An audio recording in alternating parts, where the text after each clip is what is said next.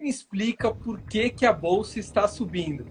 Todos os indicadores aí econômicos para baixo, né? A gente deve ter uma retração do PIB entre 7% e 10% e a bolsa não para de subir. Me explique este movimento. Nós temos uma visão bastante construtiva para a bolsa ainda. Obviamente que nós entendemos que ainda existe um balanço de risco elevado. Qual que é o papel hoje carro-chefe da Butiá? Então, dentro desse cenário, nós entendemos que a Vale é uma forte geradora de caixa, tem um potencial, de certa forma, ainda de voltar a pagar dividendos.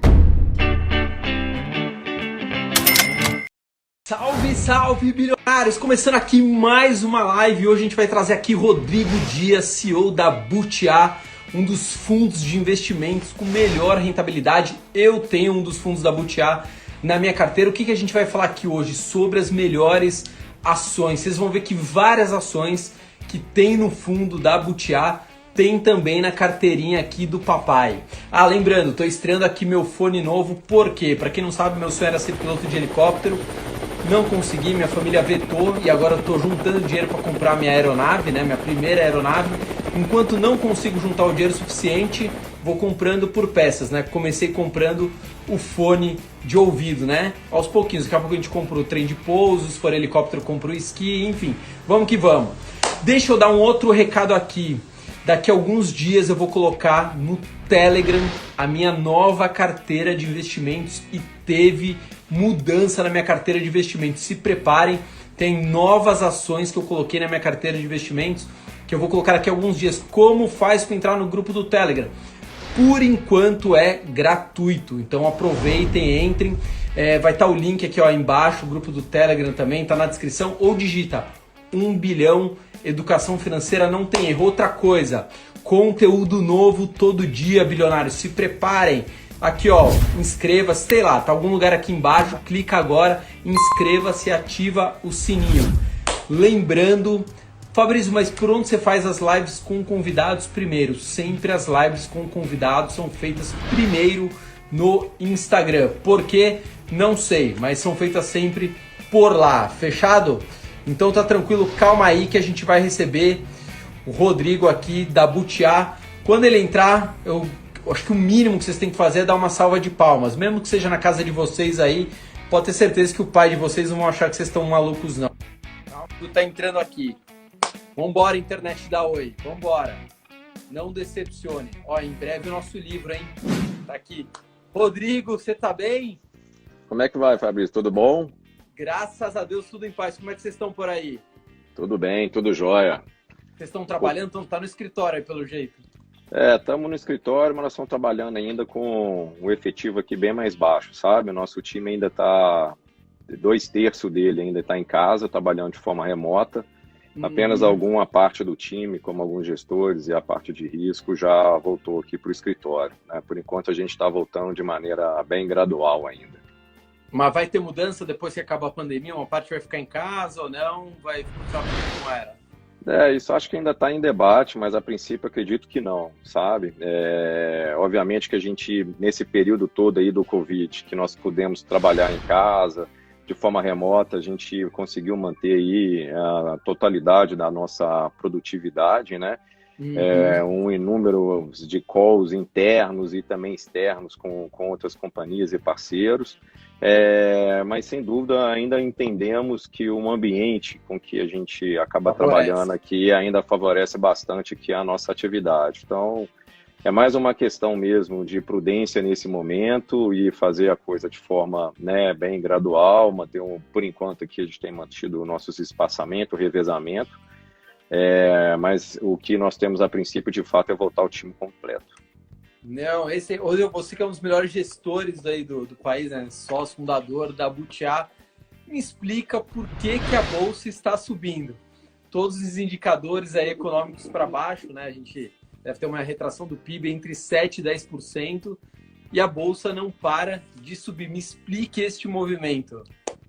Eu acho que, de certa forma, o que a gente vem conversando internamente é que nós estamos passando por um momento, pelo menos nos últimos 20 dias, né, principalmente, se eu for olhar A Bolsa chegou a bater ali por volta de 74 mil pontos, né, antes desse último rally, né, atingindo agora aí por volta dos 93.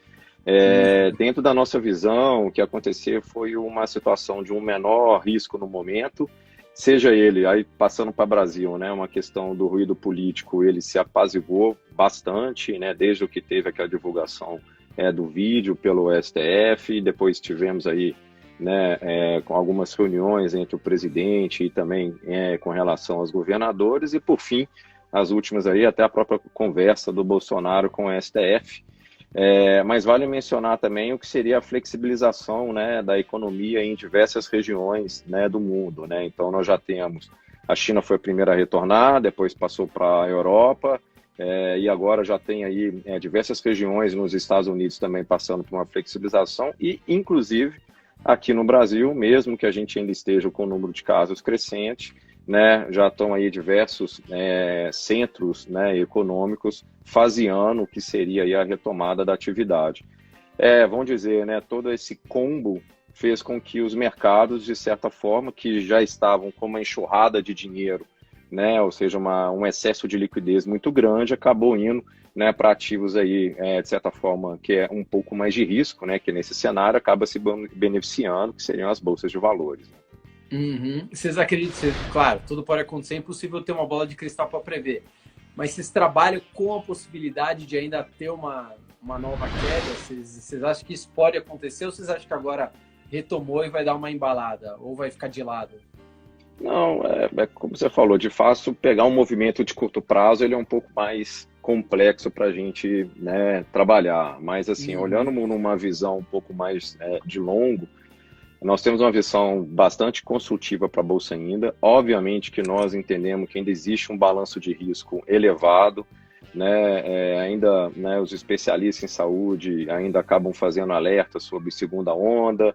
Nós estamos vendo aí uma série de manifestações nas ruas, seja tanto aqui no Brasil quanto nos Estados Unidos e em algumas regiões da Europa. Isso pode haver provocar novamente, né, um aumento dessa pandemia com que nós estamos vivendo, e de certa forma pode haver novamente o lockdown. E isso seria, né, um fator de risco muito grande. Além disso, acho que podemos mencionar também aí, né, que cresceu as tensões comerciais entre Estados Unidos e também China. Isso aí, de certa forma, já é uma tensão que já vem carregando desde o ano passado.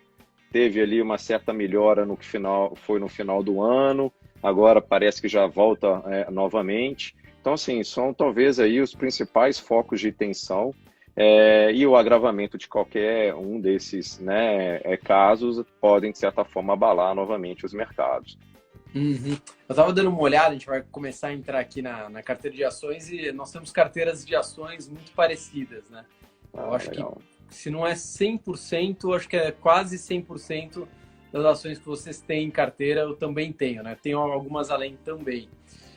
Como é que vocês estão se posicionando agora? Vocês mudaram, vocês fizeram algum rebalanceamento durante essa depressão que teve? Não? Vocês mantiveram as posições? Vocês tinham dinheiro em caixa, né? Isso falando de fundo de ações, enfim. Como que vocês se comportaram?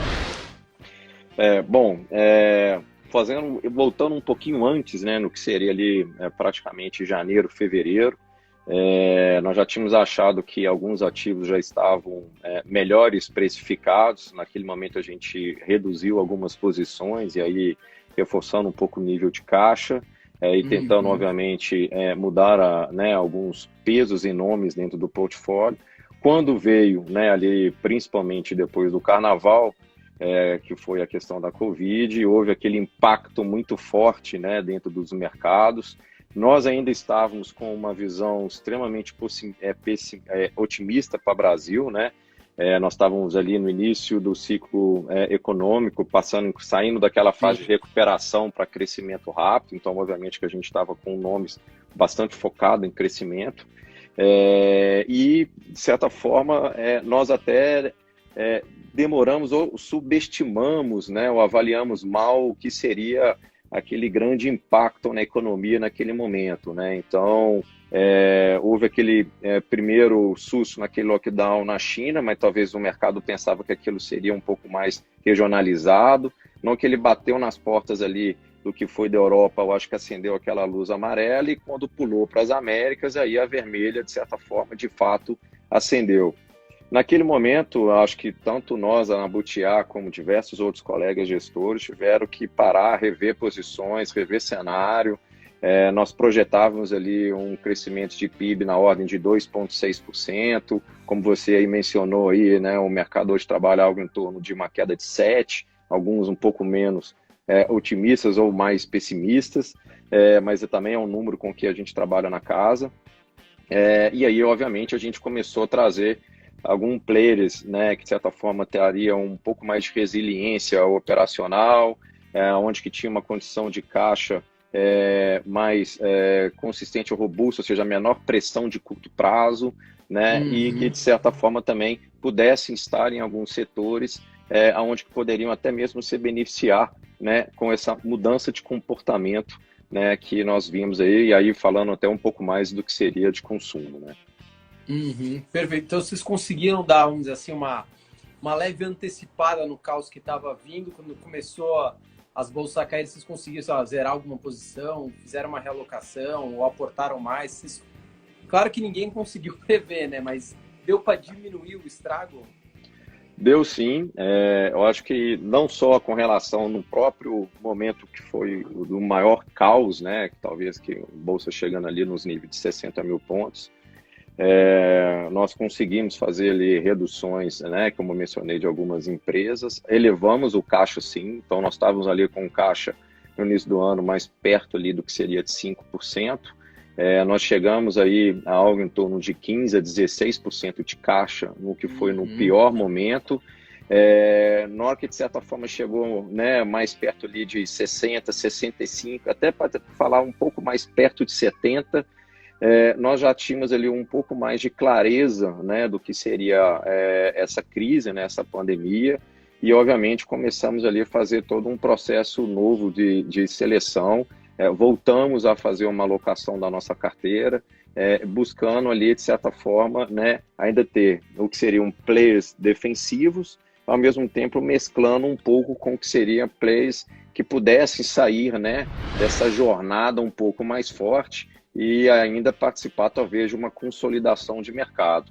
No nosso ponto de vista, o mercado, principalmente o acionário, né, vai ser cada vez mais travado por um processo seletivo forte, aonde que, né, a nosso entendimento, a Bolsa já não traduz tão bem o que seria a PIB, né? Ali geralmente já são um conjunto de empresas líderes, né, no Brasil. Ainda dentro desse conjunto de líderes, a gente ainda conseguiu fazer ali, de certa forma, acho que um bom conjunto de empresas para poder passar nesse momento.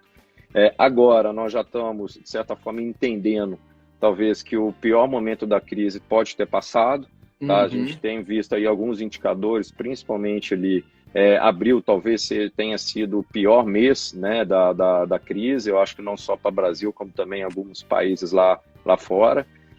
E com isso a gente já começa a ver uma retomada mesmo que gradual, algumas regiões um pouco mais forte, e a partir daqui a gente então estamos aí já debatendo e discutindo alguns nomes, ou até mesmo aumentando algumas posições em nossa carteira de empresas que de certa forma podem passar por um crescimento aí mais rápido, seja orgânico ou até mesmo via consolidação de mercado, via aquisições, né? Então é o que nós estamos enxergando nesse momento.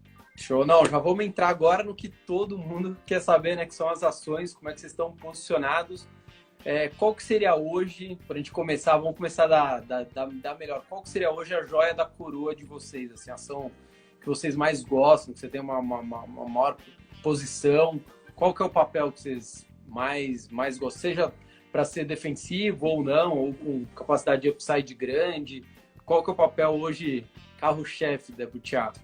Tá, hoje a nossa top pick seria Vale, tá?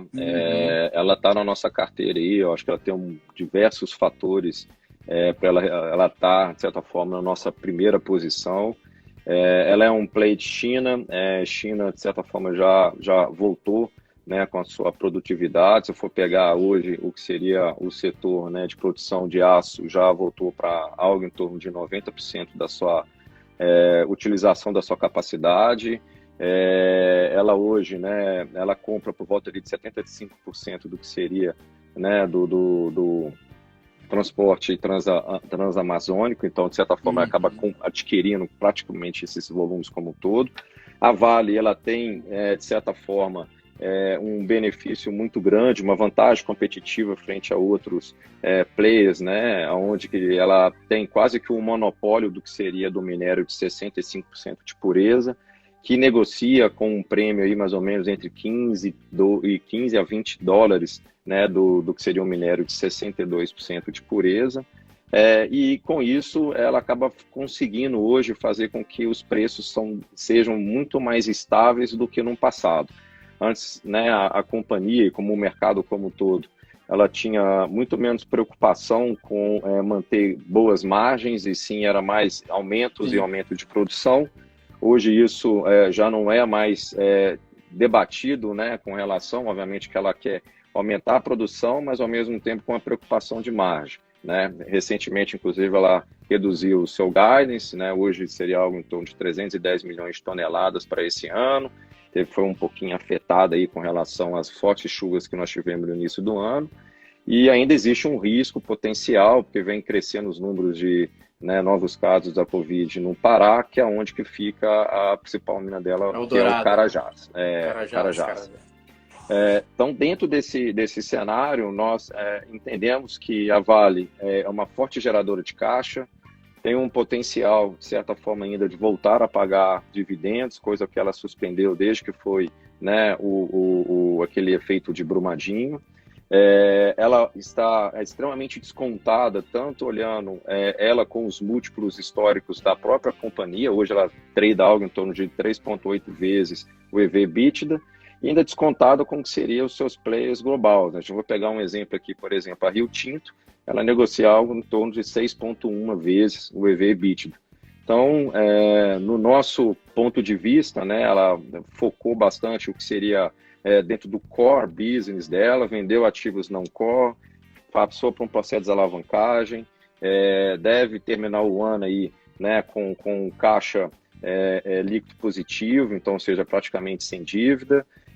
E o principal risco dela, de fato, seria com relação à China.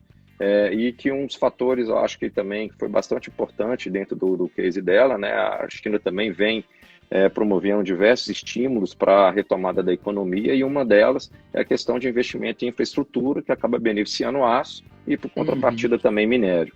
Então, assim, na nossa visão da Butiá, ela é tanto um belo de um case macro quanto micro, tá? Então, macro por ser uma exportadora, por ter um preço de commodity elevado, e com relação também do trabalho, né, da companhia, que vem cada vez melhorando mais ainda o que seria a sua eficiência.